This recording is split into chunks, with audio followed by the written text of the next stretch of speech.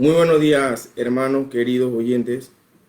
Le pedimos disculpas por el inconveniente que hubo técnico que nos ha retrasado la hora que nosotros regularmente hacemos las exposiciones, que son a las 10 de la mañana, pero nunca es tarde para compartir la poderosa palabra de Dios. Y para mí es un placer estar nuevamente con ustedes. Mi nombre es Agdi Molina. Pertenezco a la iglesia Hermana La Esperanza, ubicado en el Coco de la Chorrera. Y es un placer estar hoy 15 de noviembre compartiendo la palabra de Dios. Es por su misericordia, no es porque yo quiera, sino porque Dios me lo ha permitido. Y vamos a dar inicio al sermón de hoy titulado Jesucristo es glorificado en todo. Esto lo vamos a ver en Filipenses capítulo 1 del versículo 12 al versículo 21. Vamos a iniciar con una poderosa palabra de oración. Oremos. Padre celestial que estás en los cielos, mi Dios, oh Padre de la gloria, venimos ante tu presencia, Padre, con un corazón humillado, mi Dios, Padre, pidiéndote que nos limpie toda contaminación de pecado, Padre, para que tu palabra, mi Dios, sea, Padre, enseñada, mi Dios, y que impacte los corazones, Padre, que sea por medio de tu Espíritu Santo, mi Dios, oh Padre, que sea edificante, Padre, mi Dios, te pido, Padre, que nos dé sabiduría para saber interpretar tu palabra, mi Dios, para saber conocerla, mi Dios, este tesoro hermoso que tú nos has dado, Padre de la gloria. Gracias por este día, gracias por cada persona que se encuentra, Padre, en esta transmisión en vivo, mi Dios. Oh Padre, gracias. En el nombre poderoso de tu Hijo amado Jesús. Amén. Amén, hermanos. En sermones pasados, yo había enseñado sobre la carta de los Filipenses. Entonces, vamos a ir a una introducción. Yo sé que todos los que estuvieron presentes van a recordar dónde nació la iglesia de Filipenses. Filipenses está tradicionalmente fechada durante el primer encarcelamiento de Pablo en Roma. Recordemos en mensajes anteriores que el apóstol Pablo fundó la iglesia en Filipos durante su segundo viaje misionero, en respuesta a su visión sobre Macedonia. Estos sucesos lo pueden ver en Hechos capítulo 6. Eso lo pueden ver en su hogar, estudiar cómo fue el nacimiento de esta iglesia. Fue la primera iglesia de Europa. Una de las características de la iglesia en Filipos era que ella predominaba los gentiles. En ella había muchos gentiles. Pocos judíos vivían en Filipos. Al parecer la iglesia contaba con solo algunos. Otra característica, la iglesia era generosa y muy leales a Pablo. Filipos, la antigua ciudad de Crenides, tenía relevancia militar. Era la capital de Alejandro Magno, quien la rebautizó en honor a su padre. Su padre se llamaba Filipo de Macedonia y llegó a convertirse en la capital del imperio griego. Pablo quería explicar su situación en Roma, aunque le preocupaba que la comunidad cristiana del lugar estuviese dividida. Recuerden que en todas estas cartas que el apóstol Pablo, por medio del Espíritu Santo, escribió, siempre en estas iglesias habían problemas. Y uno de estos problemas era la división. Lo fortaleció saber que Cristo era magnificado. La teología de Pablo sobre la vida era la base de su optimismo. Ya sea que viviera o que muriera, Cristo era glorificado. Que siguiera sirviendo a los demás o que subiera a la presencia de Dios, Cristo era glorificado y es glorificado el día de hoy.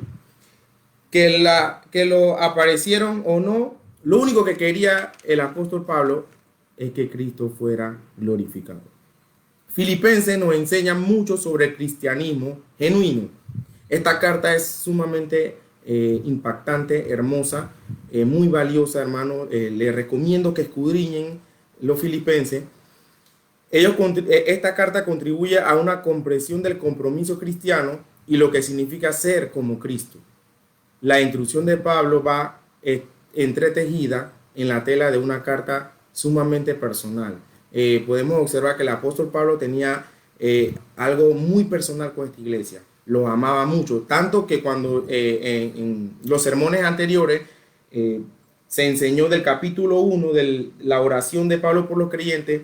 En uno de esos versículos, en el versículo 8 del capítulo 1, recordemos que Pablo dijo, porque Dios me es testigo de cómo os amo a todos vosotros con el extrañable amor de Jesucristo. Tanto era este afecto personal de amor de Pablo hacia los filipenses, que él en una de sus oraciones, de muchas oraciones que hacía, él decía, porque Dios me es testigo de cómo os amo a todos. Es algo tan poderoso cuando nosotros en una oración decimos que Dios no es testigo. Es porque nosotros sabemos que Dios conoce nuestros corazones y hasta lo más profundo de nuestro pensamiento. Entonces, desde el capítulo 1, del versículo 3 al 11, como le dije, vimos el agradecimiento del apóstol Pablo y la oración. Ahora vamos a ver el gozo de Pablo por el progreso del evangelio. Vamos a irnos ahí mismo al capítulo 1, desde el versículo 12.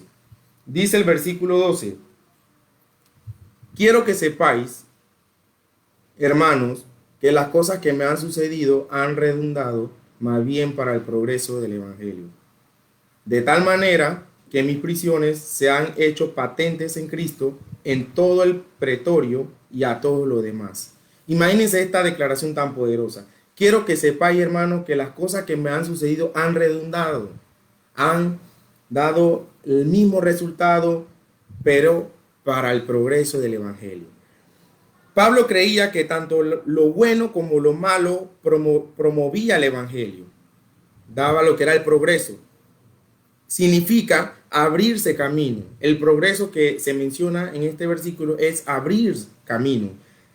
La difícil circunstancia de Pablo abrían nuevas oportunidades para testificar del evangelio. Observemos cómo el apóstol Pablo se olvidaba de sí mismo. Él se olvidaba de él. Él solamente le importaba que el evangelio progresara. Mientras el evangelio pudiera ser proclamado por todas partes, no le importaba dónde estuviera ni lo que él sufriera. Y dice el versículo 13, de tal manera que mis prisiones se han hecho patentes en Cristo, en todo el pretorio y a todo lo demás. La primera oportunidad para el testimonio del evangelio incluyó el pretorio. ¿Qué significa el pretorio? Fuerza de élite militar encargada de proteger al emperador romano y sus asuntos. Estos son todos aquellos soldados que tenían en su momento turnos rotativos de 8 horas laborables, y en el día a día no era el mismo soldado, iban muchos soldados a custodiar donde estaba Pablo o a cuidar el emperador, a cuidar esa casa romana y su asunto. Como los soldados, ellos iban y venían, Pablo aprovechaba esa oportunidad y lo vamos a ver más adelante. La guardia pretoriana sabía que el compromiso de Pablo con Cristo habría llevado a su arresto y posterior a su encarcelamiento. Muchos de por ahí alrededor y dentro de donde estaba Pablo sabían que él había sido detenido o lo habían encarcelado por seguir a Cristo, no por ningún otro delito. Ellos sabían que Pablo lo único que hacía era anunciar a Jesucristo. Los detalles relativos a su encarcelamiento fueron discutidos en el Palacio Imperial y por ese medio el evangelio se dio a conocer a muchos en la casa de César. Recordemos que cuando nosotros somos hijos de Dios, nos van a pasar muchas cosas en el vivir, en el diario vivir, que van a hacer para ayuda a otros, que van a hacer para que el evangelio sea extendido. Pero a veces no entendemos por qué nos pasan las cosas. Es ahí donde Filipenses nos enseña que todo nos ayuda para bien. Y donde el apóstol Pablo nos demuestra que a pesar de la circunstancia, todo debe ser glorificado Jesucristo. Tanto así que de ello se hablaba en el último capítulo de Filipenses, en las salutaciones finales. Vamos a ir rapidito al capítulo 4 de Filipenses, desde el versículo 21 al 23. Dice así: saludad a todos los santos en Cristo Jesús, los hermanos que están conmigo os saludan. Todos los santos os saludan y especialmente los de la casa de César. Maravilloso Dios. Cuando Pablo estaba encarcelado, él no estaba calladito, no estaba dormido, no estaba quejándose, no estaba llorando, no estaba rebelde. Más bien Pablo aprovechaba el tiempo para enseñar a Jesús, para enseñar el evangelio. Y tanto así que en los últimos versículos del capítulo 4 de la carta de los Filipenses, él dice, os saludan, todos los santos saludan y especialmente los de la casa de César. Muchos soldados se habían convertido a Cristo porque él no perdía su tiempo. La pregunta es, ¿nosotros aprovechamos el tiempo en nuestro trabajo, en nuestras universidades o donde estemos, nuestros vecinos, a la casa de al lado de nuestros vecinos, aprovechamos el tiempo en predicar a Cristo? Y eso hacía Pablo.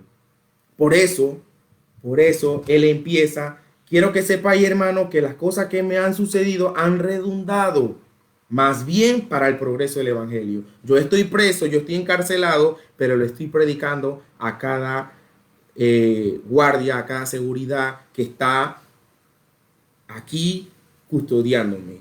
Él predicaba el evangelio. El carácter de cristiano se manifiesta cuando sufre cosas duras.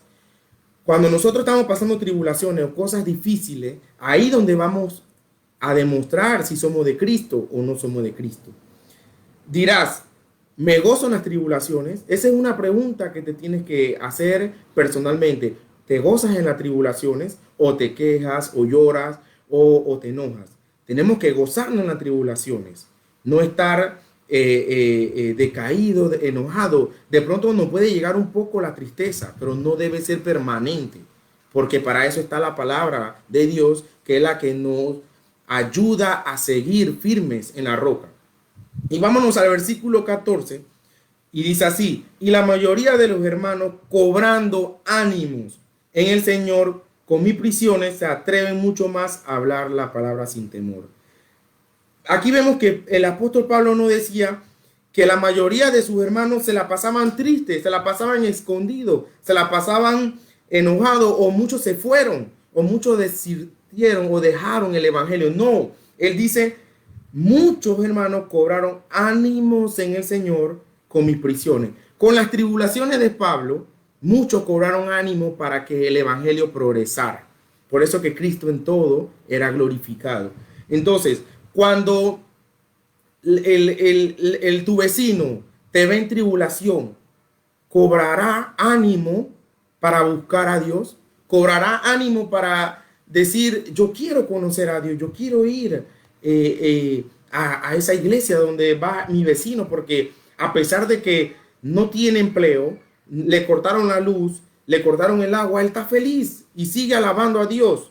Eso es lo que Pablo le hacía le demostraba a los hermanos, que él se sentía gozoso y ellos se atrevían mucho a hablar sin temor.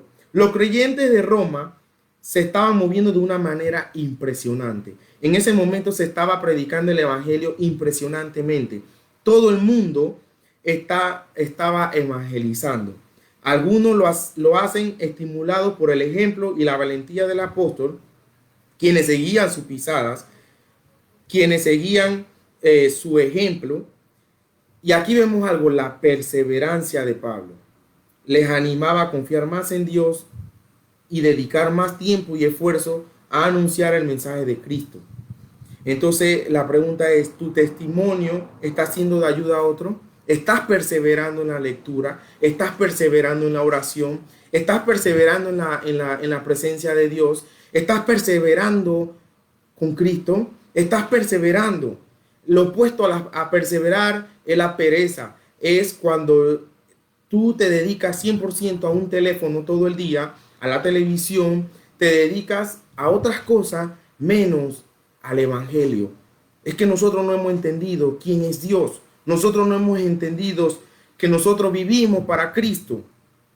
No lo hemos entendido si tu vida aún sigue por los deseos de este mundo, siguen ocupados en este mundo y a Cristo lo tienes a un lado. No has entendido todavía quién es Cristo, no nos engañemos. Y vamos al versículo 15. Algunos a la verdad Predican a Cristo por envidia y contienda, pero otros de buena voluntad. Frente a la reclusión de Pablo, frente al encarcelamiento de Pablo, los cristianos se dividieron entre aquellos que lo apoyaban y los que se oponían a él. Imagínense, pero aquí tenemos que tener presente que en el versículo 14 dice, y la mayoría de los hermanos. Y luego en el versículo 15 dice, algunos, ¿de quién estamos hablando? De los hermanos. Porque cuando Pablo se refería a un hereje, por ejemplo, los judaizantes, Pablo les llegó a decir hasta que eran unos perros, que eran unos falsos maestros. Pablo, a aquellos que predicaban otra cosa, Pablo les decía, tú eres un hereje. Y cuando la iglesia creía en otras cosas, como en Gálatas, Pablo le decía, oh Gálatas insensatos, ¿quién os fascinó a creer en otro evangelio? Entonces, probablemente cuando a Pablo le traían las noticias de lo que estaba pasando en Filipos, lo que estaba pasando en Filipenses, Pablo preguntaba, ok, hay división, pero ¿están predicando a Cristo? Y aquel le decía, sí, están predicando a Cristo. Entonces Pablo decía, bueno, más adelante vamos a ver, pero Pablo decía, bueno, eso me goza, eso me hace gozarme en la presencia de Dios. Vamos a ver más adelante para ir con los versículos, porque a mí me gusta hablar con los versículos, que hablen más la palabra de Dios. Y dice el versículo 15, algunos hermanos a la verdad predican a Cristo por envidia y contienda, pero otros de buena voluntad. El problema hasta el día de hoy se ve en todas las iglesias. No es en ese tiempo, hasta hoy existe ese problema. Su encarcelamiento engendró en ambos grupos un entusiasmo renovado por la predicación, pero el que se le oponía lo hizo por envidia y contienda. Su estímulo era la contención y él añadía aflicción a su circunstancia mediante la agitación social.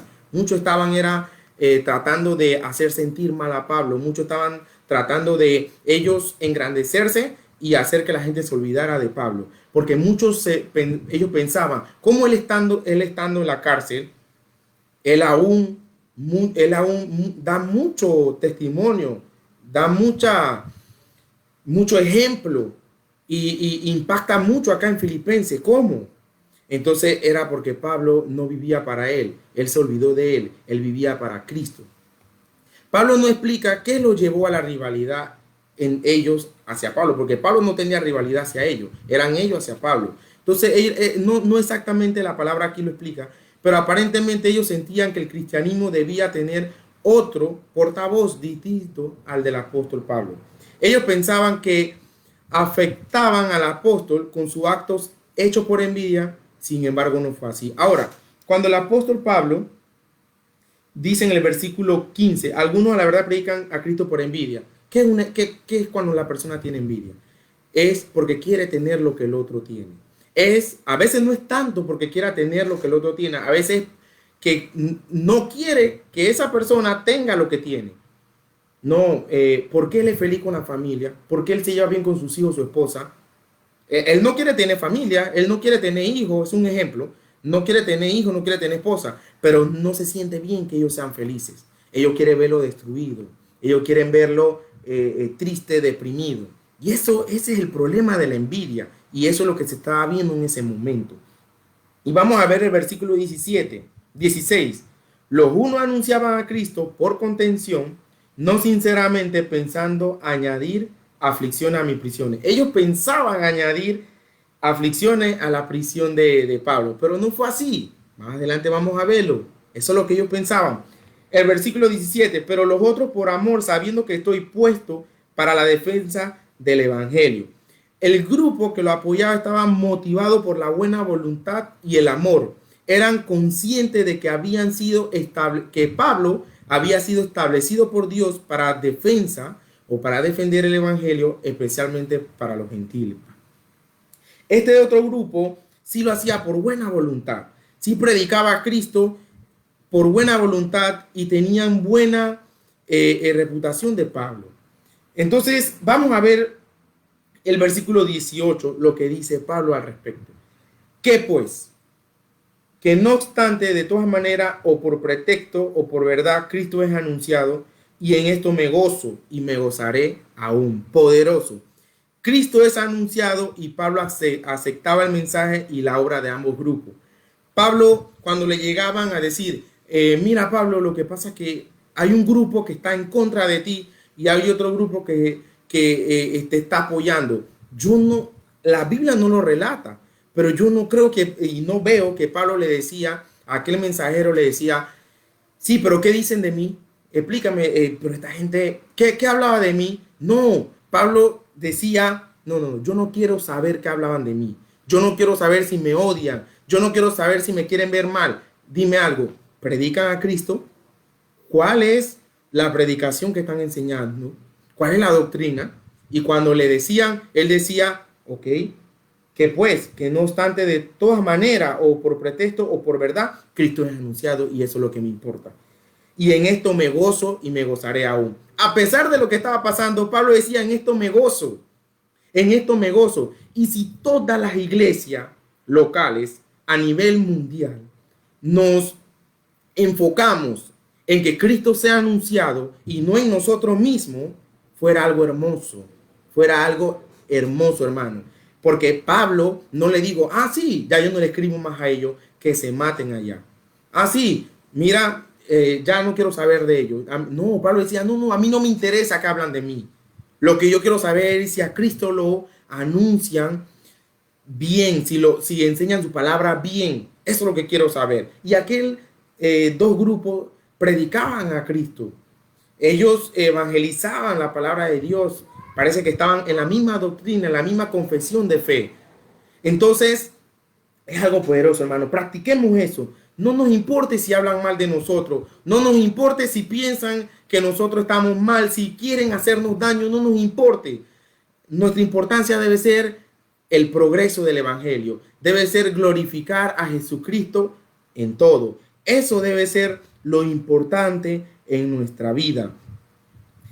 Y dice, la relación del apóstol muestra la grandeza de su alma. A él le interesaba únicamente que Cristo sea predicado y porque y lo que le interesaba a él era eso.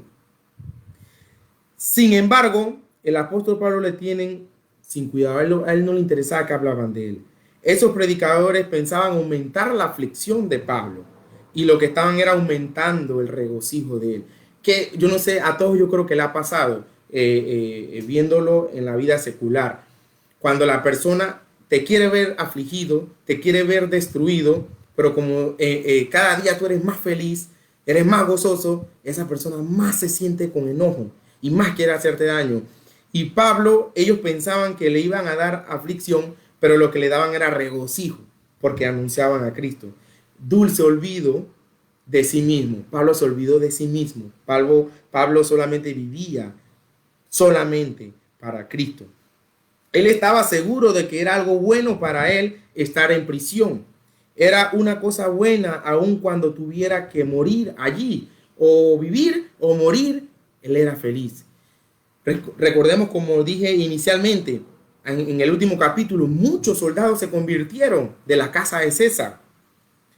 Era bueno que muchos predicaran a Cristo, aunque algunos lo hicieran de mala voluntad. Porque lo que pasa, hermanos, que cuando se predica el evangelio de Dios, el suministro del Espíritu Santo es el que convence al pecador, es el que convence. Yo no sé si a muchos le ha pasado que han visto que cuando le impactó la palabra de Dios, fueron algunos hermanos que hoy en día tienen una práctica toda errada o tienen un comportamiento todo errado, pero tú recuerdas que aquel hermano en aquel momento que predicó a Cristo, eso te impactó. Pero Dios te va a guiar a la sana doctrina. Yo sé que a muchos le ha pasado. Oye, pero ese hermano, ese pastor o esa iglesia, ahí fue donde yo como que me impactó la palabra de Dios. Y ahora, ¿por qué ellos practican esta? Porque los dos grupos predican a Cristo, pero tienen algunas prácticas o algún comportamiento errados. Y solo Cristo es el que va a tener misericordia de ellos.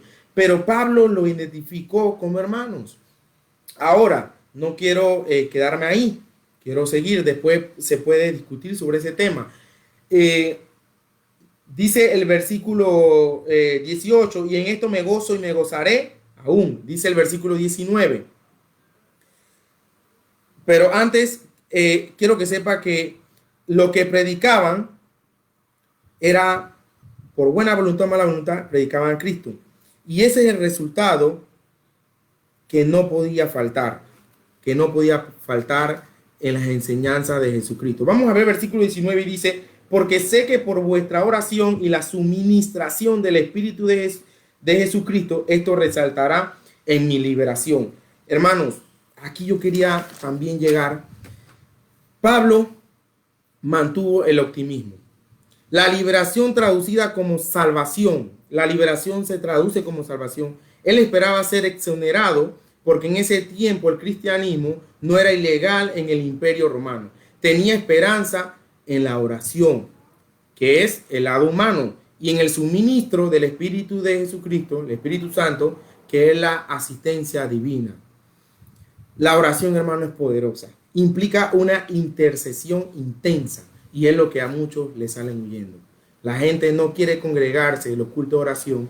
La gente no quiere, ahora que es virtual por WhatsApp, la gente no se quiere conectar, la gente no quiere orar, la gente le da pereza orar. Y esta enseñanza me ha hablado mucho a mi vida.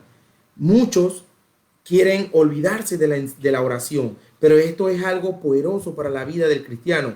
Observemos que el apóstol Pablo no esperaba que el bien viniera de cualquier otro lugar, sino de la oración. Creía que a través de la oración de sus ambos hermanos en Filipo y de la provisión del Espíritu, todo lo que le sucediera oraría para su salvación, para su liberación.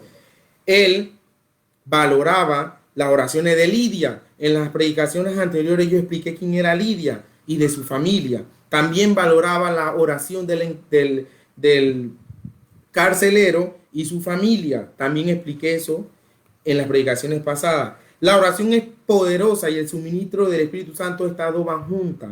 Entonces, vamos rapidito, me voy a ir a Hechos capítulo 12 del versículo 5, apunten esas citas. Y miren esto poderoso de la oración. Vamos a ir rapidito para enfatizar sobre la oración. Así que Pedro estaba custodiado en la cárcel. Aquí estamos hablando de Pedro. Pero la iglesia hacían sin cesar oración a Dios por él. Qué bueno, hermano, cuando la iglesia ora sin cesar. Ahorita que teníamos el problema para conectarnos, mi familia estaba orando para que se solucionara este problema. Los hermanos estamos para estimularnos en la palabra de Dios, para ayudarnos. Y es poderoso lo que dice el versículo 5 del Hechos, capítulo 12, dice, así que Pedro estaba custodiado en la cárcel, pero la iglesia hacía sin cesar oración a Dios por él. No es orar por un hermano una vez y hasta ahí. Es orar fervientemente, pero en grupo. Vamos a ver que en grupo. No se lo voy a leer completo porque estamos un poco contra el tiempo. Y más adelante ustedes van a ver que Dios mandó a un ángel a que sacara a Pedro de la cárcel. Más adelante del versículo 5, un ángel sacó a Pedro de la cárcel. Pero ¿por qué llegó ese ángel ahí? Llegó porque solamente Dios dijo, allá está Pedro, allá está mi hijo. No, llegó por la oración de los hermanos y el suministro del Espíritu Santo. Las dos van juntas. Entonces cuando estaban orando, como dice el versículo 5, dice el versículo 11 de ese capítulo, dice, entonces Pedro, volviéndose en sí, dijo, ahora entiendo verdaderamente que el Señor ha enviado a su ángel y me ha librado de la mano de Herodes y todo lo que el pueblo de los judíos esperaba. Dice el versículo, vamos a leer el versículo 14, más adelante. Pedro, cuando el ángel lo saca, lo va guiando a la salida. Y de ahí Pedro se va, dice aquí, vemos, y sabiendo, el versículo 12, y habiendo considerado esto, llegó a casa de María, la madre de Juan, el que tenía por sobrenombre Marcos. Miren esto, poderoso, hermano. Donde muchos estaban reunidos, ¿qué? Orando. Cuando tu hermano está en tribulación, cuando tu hermano está en problema, en dificultades de esta vida, todos tenemos que unirnos en oración. Todos tenemos que orar, hermano. Eso es poderoso. Eso es la oración, la ayuda del Espíritu Santo. Pero ¿qué pasa cuando Dios contesta las oraciones? Miren lo que pasa cuando Dios contesta las oraciones. Cuando llamó Pedro a la puerta del patio, versículo 13, salió a escuchar una muchacha llamada Rode, la cual, cuando reconoció la voz de Pedro, de gozo, ella se impresionó. Ella hasta que saltaba, yo me imagino que hermano no le abrió la puerta. Lo que hizo fue corrió. ¿A dónde? A ver a los hermanos viendo novelas, televisión. A ver a los hermanos haciendo otras cosas. ¿Qué estaban haciendo aquellos hermanos? Dice, sino que corriendo adentro dio la nueva de que Pedro estaba a la puerta y ellos le dijeron, ellos estaban orando, pero cuando Dios contesta una oración, ¿qué decimos mucho? Dice que, y ellos le dijeron, estás loca. Imagínense esa impresión de aquellos hermanos. Estás loca. Pero ella aseguraba que así era. Entonces ellos dijeron, es un ángel, porque en aquellos tiempos ellos creían mucho de que cada persona tenía un ángel al lado. Entonces le llamaron, estás loca. No puede ser. Hermano, cuando nosotros oramos, nosotros tenemos un Dios poderoso. Un Dios que hace lo imposible posible.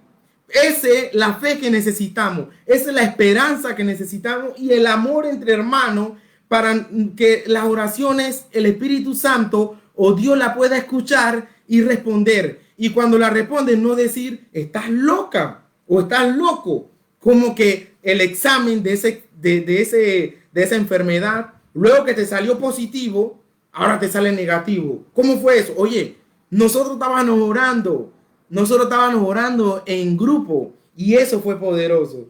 Entonces, hermano, esto es algo que el apóstol Pablo añoraba, a pesar de que el apóstol Pablo subió al tercer cielo, a pesar de que el apóstol Pablo tenía el don de sanidad, tenía muchas cosas que él sabía que Jesús estaba al lado de él. El apóstol Pablo decía, yo necesito que usted ore.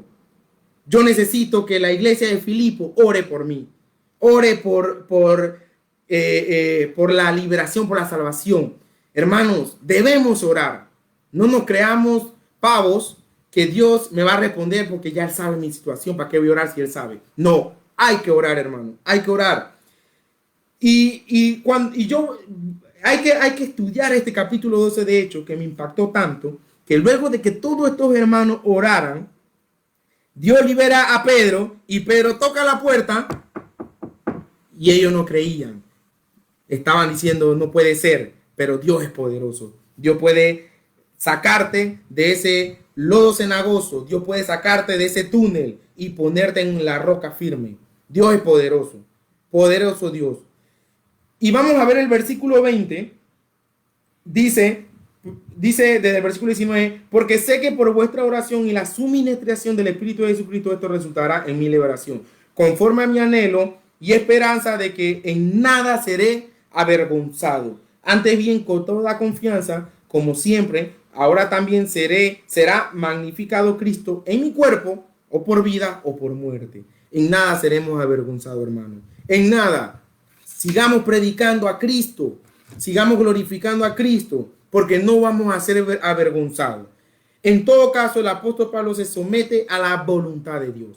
Vemos más arriba que él menciona que él quería que los hermanos oraran por él para su liberación y todo. No hablaba de liberación de la cárcel, de salvación. A él no le importaba si salía libre o moría ahí. Cristo iba a ser glorificado. Pero él se sometía a la voluntad de Dios. Él declaraba que cualquiera que sea el desenlace de su situación, saldría ganando. Cualquier desenlace que tú estés pasando, vas a salir ganando. No vas a ser avergonzado.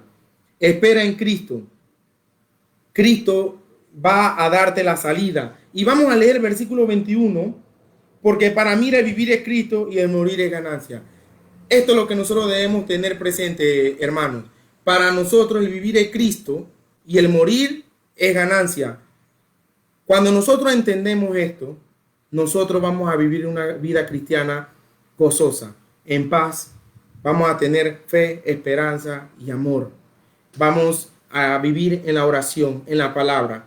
Entonces, hay mucho más por escudriñar sobre esta enseñanza. y les exhorto que cada uno estudie más sobre esta enseñanza. Y recuerden, no obstante, de todas maneras, Cristo es glorificado. De todas maneras, Cristo es glorificado y es lo que a nosotros nos debe interesar. Tengamos ese pensamiento. Para mí, el vivir es Cristo y el morir es ganancia. Pablo en ese momento sabía que si moría, él iba al trono, allá, a la presencia de Dios. Y él sabía que para él iba a ser ganancia. Entonces, hermanos, los exhorto que si estás pasando dificultades, pero por la palabra de Dios, no porque tomaste una mala decisión en meterte en deuda, no porque tomaste una mala decisión en compartir con personas que no te iban a tener en la misma sintonía con Cristo, y después estás con tantos problemas, esos problemas son buscados por ti. Pero cuando tienes problemas ya en los caminos de Dios, Cristo es glorificado y tú tienes que estar gozoso, como dice Pablo. Oremos para despedirnos. Espero, hermanos, que todos se encuentren bien. Saludos a todos los amigos, a todos los que están conectados, y pidan misericordia a Dios por su alma. El día de mañana no es prometido para nadie. Tienen que pedir misericordia a Dios en oración, misericordia para que puedan alcanzar la salvación que es por medio de la gracia. Oremos, hermanos. Padre celestial que estás en los cielos, mi Dios, oh Padre de la gloria, te damos toda la gloria, oh mi Dios, porque tu palabra es poderosa, Padre. Tu palabra es impactante, mi Dios. Tú eres un Dios de lo imposible, Padre. Tú haces todo posible, mi Dios. Todo lo que el ser humano vea imposible, tú lo haces posible, mi Dios. Padre, gracias por tus maravillas. Gracias por la salvación. Gracias por tu Hijo Jesucristo, mi Dios, que vino a esa cruz a redimirnos del pecado, Padre de la gloria. Gracias por todo lo que se encuentra en esta transmisión, mi Dios. Oh Padre, muchos han sido tocados por la suministración del Espíritu Santo. Padre, guíalos, mi Dios, en los caminos correctos, mi Dios. Gracias por la iglesia Hermandad de la Esperanza, por los hermanos de la Veriana, por los hermanos de la iglesia del Pastor Juan. Oh Padre, todos, Padre, que sigamos con la fe, la esperanza y el amor y la oración. Padre, gracias. En el nombre poderoso de Jesús. Amén. Amén. Que tengan todos un excelente día. Bendiciones.